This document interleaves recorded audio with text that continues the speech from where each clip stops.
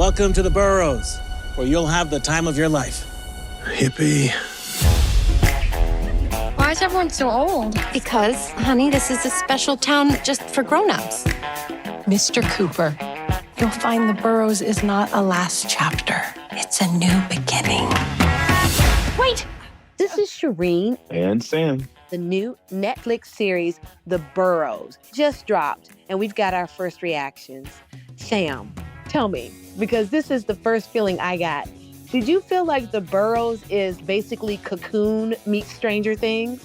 Absolutely. This is a mature version of Stranger Things, essentially, because you have older people in a set with a group of individuals that are being put to a kind of a home situation, but really it's a community and everything on the surface looks great. But then you see the weird things start to happen. Alfred Molina, of course, he's an amazing actor, but he's very sorrow. He's dealing with a lot of loss and he's trying to fit in with this community. And then all of a sudden things start to happen. And with older, mature people, they've gone through life and you get to deal with all those angst as well as all the sci-fi things that is the greater things about Stranger Things and Cocoon, to be honest.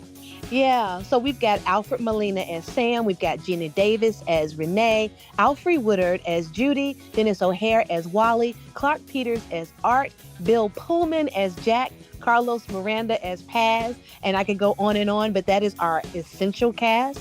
And if you guys remember Cocoon, or if you don't, it is a movie that came out in the 80s, and it was about a facility for the elderly. Basically, that was what they were like then. As Sam said, it's now a community, and it's out in the desert.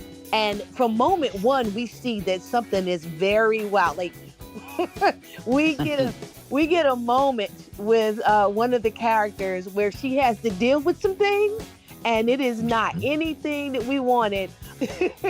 And I mean, there's run out the door and we'll see if you make it kind of moments in here. And what I loved about this series is that the group of seniors, they're very well realized. The movie doesn't like patronize them. It doesn't make them cute little old anything, but instead it's very much about these people dealing with life, trying to make their way through living well in the latter part of their lives, and now people want to play them, and they are not to be played with.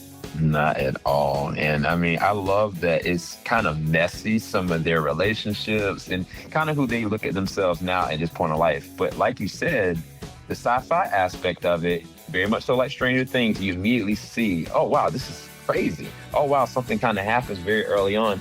And it's the discovery and how it just naturally unfolds while maintaining their personalities. And I love that each one of them have their own subset of characteristics that you can see in a person that you've known, whether it's a grandmother or uncle, but at the same time, it's a fish out of water situation because of the sci-fi aspects of it. And that's what makes this engaging and fun. And you guys are gonna really love this, to be honest. Yes, we get 8 episodes. The showrunners, creatives, and executive producers are Jeffrey Addis and Will Matthews. But of course, you're gonna recognize that the Duffer Brothers are in there, along with Hilary Levitt for Upside Down Productions. To your point, each one of these characters has their own plot lines, their own journey, and they get so much character development. Like, they use these 8 episodes very, very well to tell stories that change who these people are.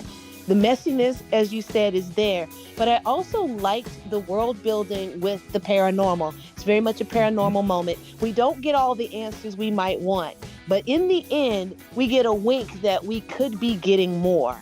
I think that there's fantastic creature design here, unlike anything we've seen before. We can see kind of hints of other things, but it's looking really good. It's like, I would give this show, it's like the greatest thing I've ever seen, but it kept me engaged through all 8 episodes, and I wanted to know what was going on and also how it was going to end and who would be left standing when it all went down. Absolutely. I completely concur with that. It's a recommend for me, and I think I would and love to explore more of this world. Absolutely. So this is Shireen and Sam.